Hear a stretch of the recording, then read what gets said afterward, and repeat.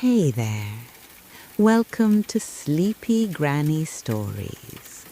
Close your eyes now and let yourself drift toward a place where water meets sky, where the world moves gently, and where one choice can change everything. Tonight, we travel to a lake nestled in a valley where the seasons turn like pages in a book and where a swan named Celestine is about to discover something beautiful about staying still. Breathe slowly. Let the story carry you like wind beneath wings. Celestine was known across every wetland, pond, and coastal shore for one remarkable thing.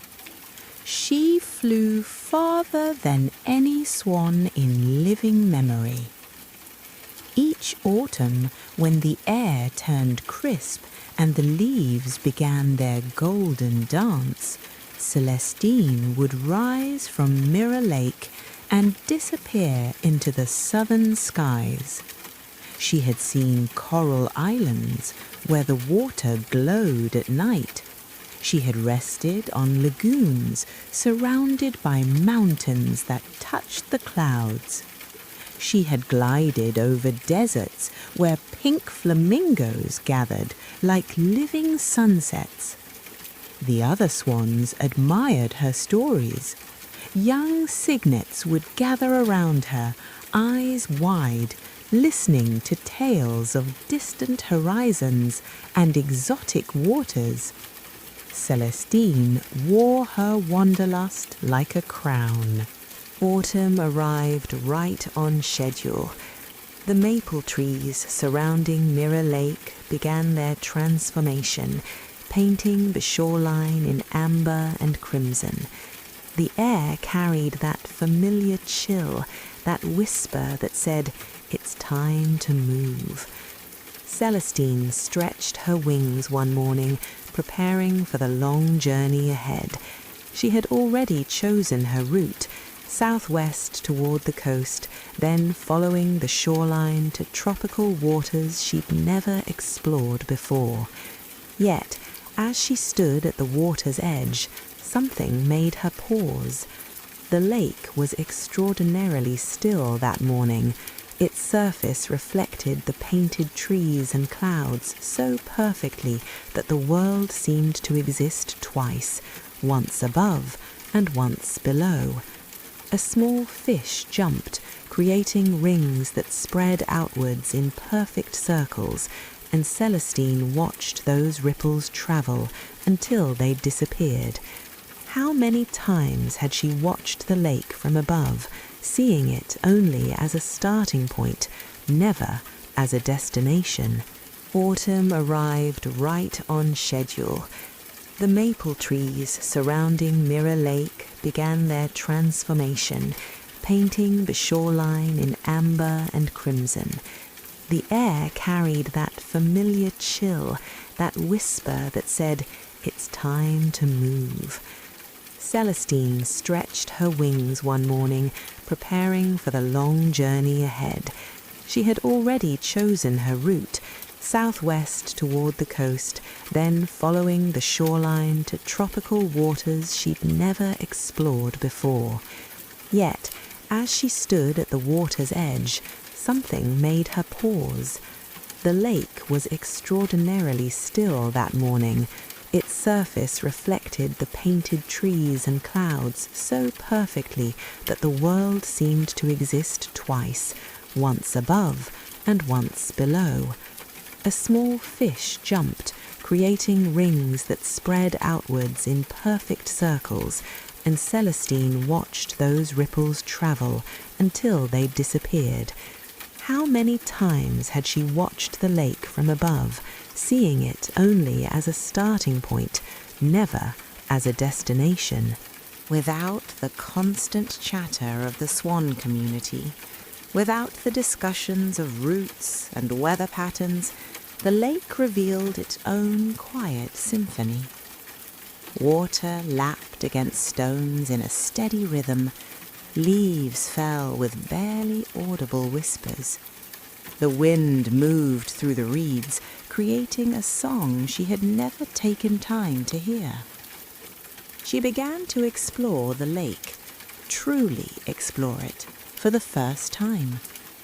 In the northern cove, she discovered a family of beavers who had built an intricate dam, working with patience and precision.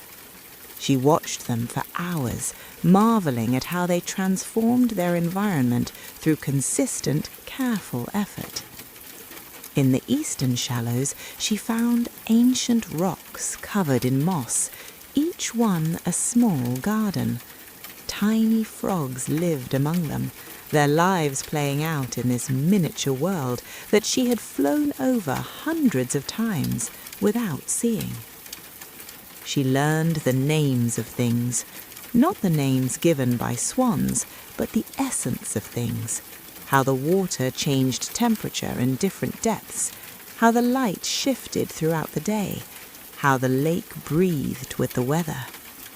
Autumn deepened, the trees became bare, the world grew quieter still. The morning the first snow arrived, Celestine woke to a transformed world. Fat white flakes drifted down like falling stars, landing on the lake's dark surface and disappearing. The surrounding hills wore soft white blankets. The bare trees held snow in their branches like delicate lace. It was the most beautiful thing Celestine had ever seen. She glided through the water, watching snowflakes melt against her feathers. The cold was crisp and clean, invigorating rather than harsh. The world felt both smaller and more infinite. Smaller because everything was reduced to essential shapes and colours. Infinite because the silence seemed to stretch forever. A deer came to the lake's edge to drink. Celestine remained perfectly still, and the deer didn't flee. They shared the moment together, two creatures witnessing winter's gentle arrival. Later, as evening came and the snow continued falling, Celestine tucked her head beneath her wing and felt something unexpected. Contentment. Not the excitement of discovery that came with new places, but something deeper, a sense of belonging, of being exactly where she was meant to be. The lake began to freeze. It didn't happen all at once. First, ice formed along the edges, creating delicate crystal patterns that caught the morning light. Then the shallows froze, leaving only the deepest part of the lake as open water. Finally, even that central area began to shrink. Celestine had to work harder now, swimming constantly to keep a small circle of water from freezing completely. But she didn't mind. The work gave her purpose, and the open water became her meditation. She wasn't alone. A pair of ducks had also stayed, too injured from an early storm to make the long migration. Celestine shared her open water with them. She didn't speak much. She had learned the value of silence, but her presence was companionship enough. An otter visited regularly, sliding across the ice and diving into Celestine's small pool to hunt. A fox trotted across the frozen lake at dawn, its red coat brilliant against the white world. Celestine realized something profound. The lake wasn't empty in winter. It was simply quieter, and in that quiet, life revealed itself more clearly. January brought the deepest cold Celestine had ever experienced. Her pool of open water became smaller. Some mornings she woke with frost on her feathers. The world was silent and still, everything holding its breath beneath winter's weight. There were difficult moments. Celestine was tired from the constant swimming. Food was scarce. Sometimes, as the wind howled across the frozen lake, she wondered if she had made the right choice. But then something remarkable happened. The sky cleared one night, revealing more stars than Celestine had ever seen. Without light from distant cities, without the haze of warmer air, the cosmos spread above the lake like a blanket woven from light itself. Celestine floated in her small circle of dark water, surrounded by white ice beneath infinite stars. She was a single point of life in a vast frozen world, and yet she felt completely connected to everything: the ice, the stars, the sleeping earth beneath the lake. She understood then why she had stayed, not to prove something, not to test herself, but to experience this moment, this perfect, impossible, beautiful moment of stillness.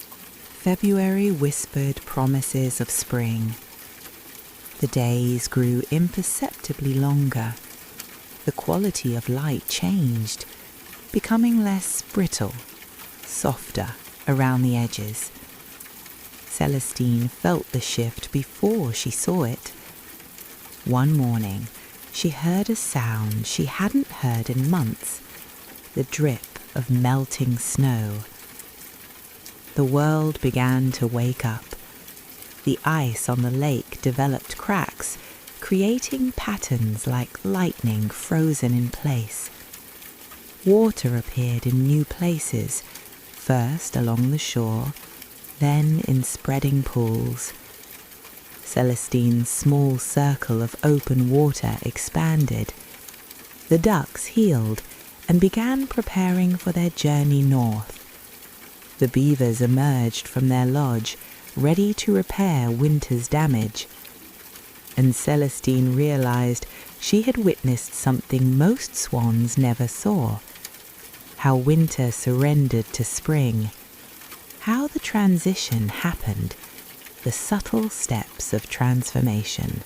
March brought the migrants home.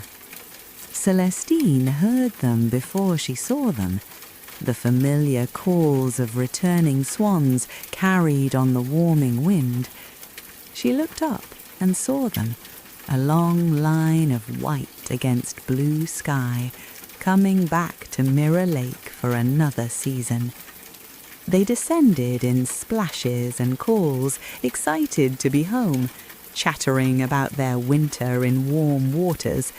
They immediately began asking Celestine questions. Had she been lonely?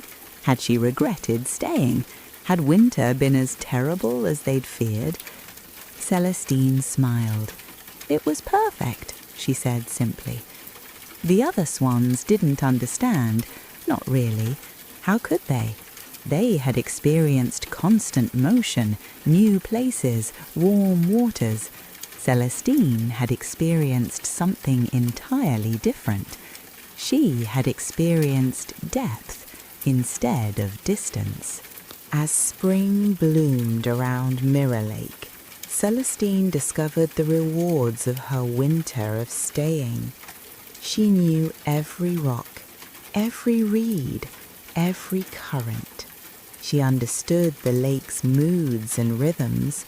She recognized the beaver family and the otter, the fox and the deer. They recognized her too, no longer wary, accepting her as part of the lake's community. The young cygnets, newly hatched, gathered around her as they always had. But this time, when they asked about distant places, Celestine told them different stories. She told them about the sound of snow falling on water, about stars reflected in ice, about the patience of beavers and the grace of deer, about how the world transforms when you stay still enough to watch it happen. Some cygnets looked disappointed. They wanted tales of coral islands and glowing lagoons. But others listened with new attention, beginning to wonder about the depths beneath the surface of things. When autumn arrived again, and the air turned crisp, and the leaves began their golden dance, the other swans prepared for migration. They looked at Celestine expectantly. Surely now, after a winter alone, after proving whatever point she had wanted to prove, she would join them. Celestine stood at the water's edge, just as she had done the year before. She stretched her wings, still strong, still capable of flying to the ends of the earth, but she looked at Mirror Lake, at its perfect reflection of sky and trees, at the ripples spreading from a jumping fish, and she knew her answer. "I'm staying," she said. This time the other swans weren't surprised. A few younger ones chose to stay with her, curious about what she had discovered. The rest departed with well wishes, understanding that Celestine had found her own kind of journey. And as they disappeared into the southern sky, Celestine settled onto the lake's surface, feeling the cool water against her feathers, watching autumn's first leaves drift down like small boats sailing to unknown shores. She had travelled farther than any swan in living memory. Now she was discovering something even more remarkable. How far down wonder goes when you stop moving long enough to dive deep. Winter came again. Spring followed. Seasons turned like a wheel, and Celestine remained at Mirror Lake, becoming part of its story rather than a visitor to it. Years passed. Young swans came and went, some migrating, some staying, each finding their own truth. Celestine grew older, her feathers still white, her eyes still bright, her heart still full. She never regretted her choice, not once, because she had learned the greatest secret of all, that depth and distance are both kinds of travel, that staying and going are both ways of seeking, and that sometimes the farthest journey you can take is into the richness of exactly where you are.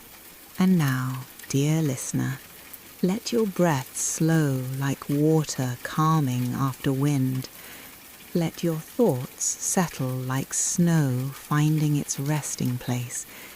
Let yourself drift like Celestine on her quiet lake, held by stillness, embraced by peace. The story is ending, but the lake dreams on. The swan floats in darkness, surrounded by stars reflected in water, and she is home. Close your eyes now. The story has brought you where you needed to go. Everything is exactly as it should be. Rest now. Sleep.